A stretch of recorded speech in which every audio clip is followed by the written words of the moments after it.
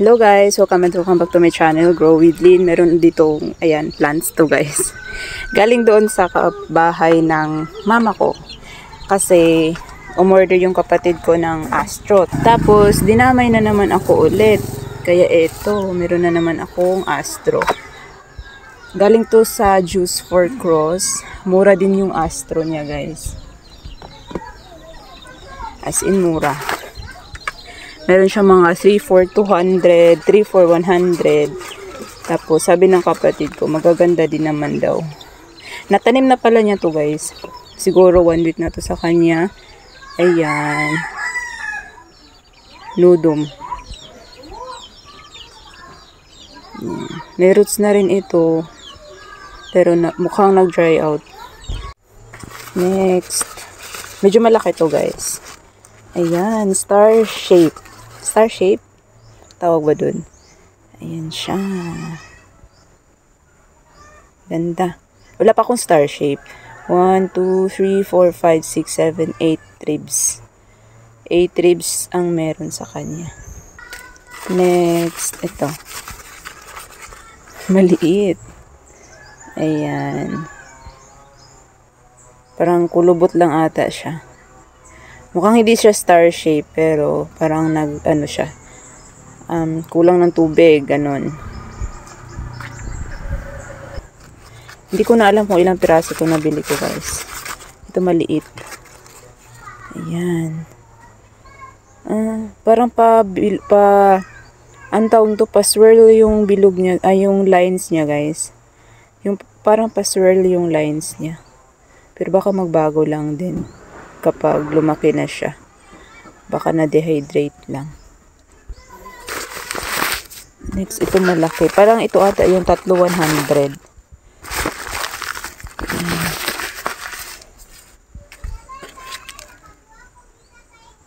Ayan, may mga roots na nga siya. Mga bagong roots. Malaki na siya, no? Ayan. Ito din, malaki. Parang dalawang 3 for 200 yung nabili ko sa kanya, guys. So, 6 ata ito na malalaking Astro. Ayan, star shape din. Ang ganda. Ang ganda pala ng star shape talaga, guys. Pati dito sa likod niya. Magandang tingnan. So, alam niyo ba kung bakit bumili ako ng maraming Astro?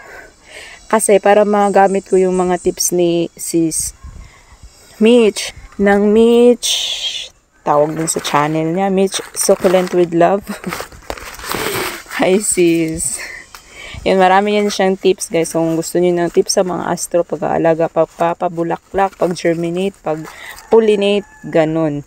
Marami siyang tips na ganyan. Ayan. Another one, maliit. Ito na yung tatlo kasi tatlo na yung nandoon na malalaki. Ito na yung the other 3 sa set. The other 1 na set. Maganda din to guys. Meron siyang palay na ganyan. Oh. Ayan, may lines na ganyan, naka-line. May star shape din. Maganda. Ayan.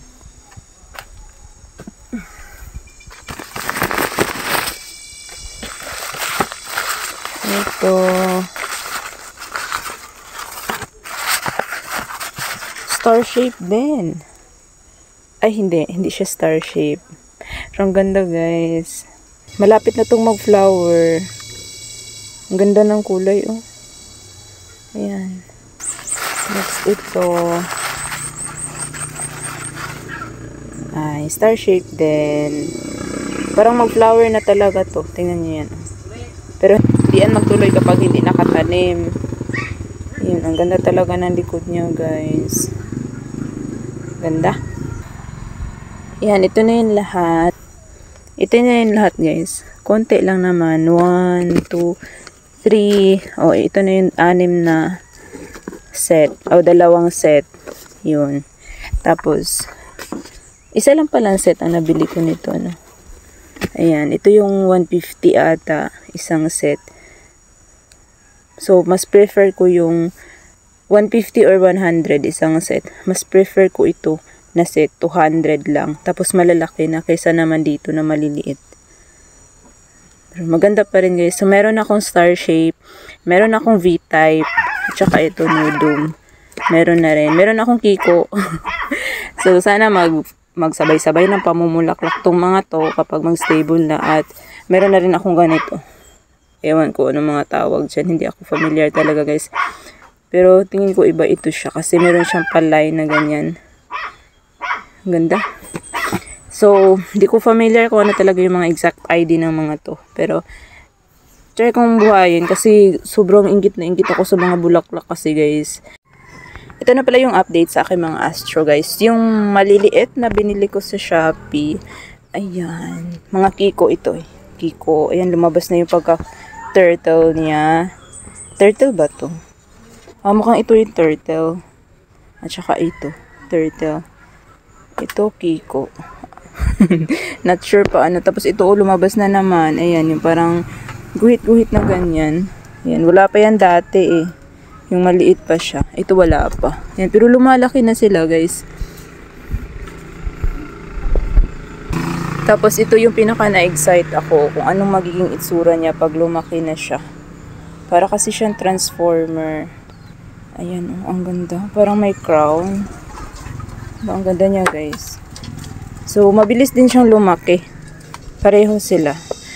Basta diligan mo lang. Mga 3 times a week. Ganun. Hindi masyadong naaarawan dito. Pero ganun ako magdilig sa kanila 3 times a week or every day.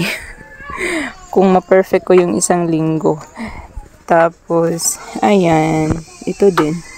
Parang V-type. Hindi parang V-type talaga yan. Tapos, ito din. Ayan. Cute.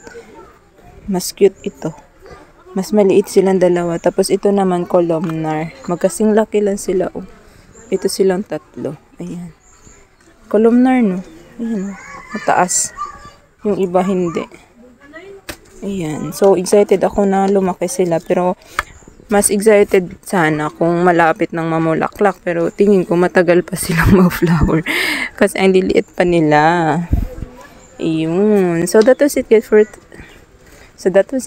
for today's video. Nag-unbox lang naman tayo at nag-update tayo dito sa ating mga astro. Ayan. Inaalagaan dito sa aking garden. See you in the next one guys. Keep growing.